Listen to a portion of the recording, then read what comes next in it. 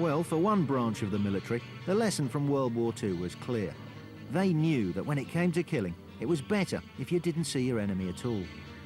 While the boys on the front line were having such a hard time pulling the trigger, up above, the Air Force was having far fewer problems. In the skies over Germany and Japan, they'd proved time and again just how easy it can be to kill millions of men, women and children without batting an eye.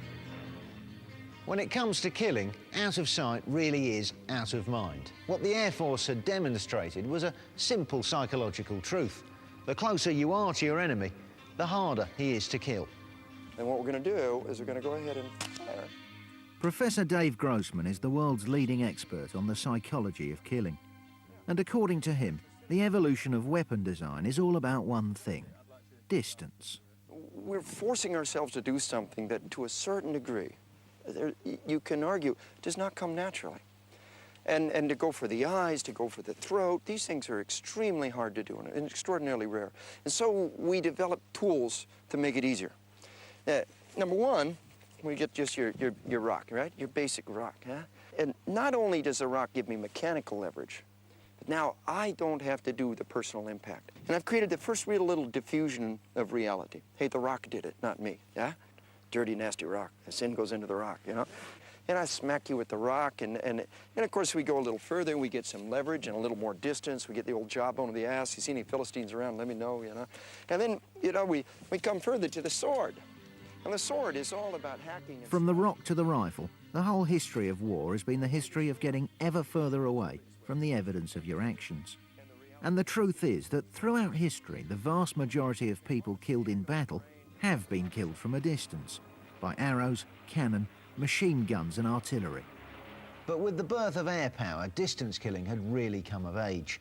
And while the infantry were still wringing their hands over the failure of their troops to fire, the politicians and planners now felt they knew where the future of killing lay.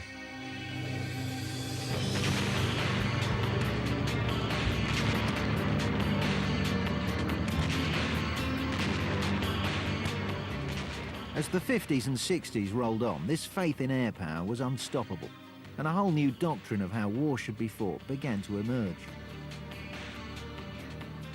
To most people, the image of Vietnam is men fighting in the jungle, but in reality, most of the firepower was delivered by B-52 from far, far further away.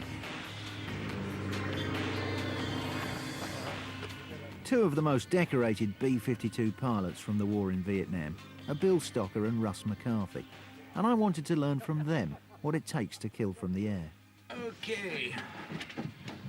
So fellas, what does it feel like to be back in the cockpit of one of these things? Well, it's been a long time ago. A lot of memories associated with this. Are they good memories or? Good memories, coming home. Some scary memories. A little bit of fear here and there. It was standard routine. You'd go sometimes you'd refuel, sometimes you wouldn't. And you go down the bomb run, and because you trained for this so much, it was like a piece of cake.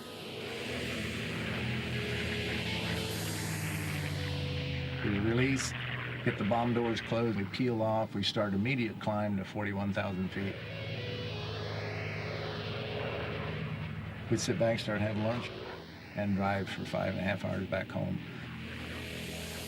We put music on the uniform. We have music all the way back to Guam.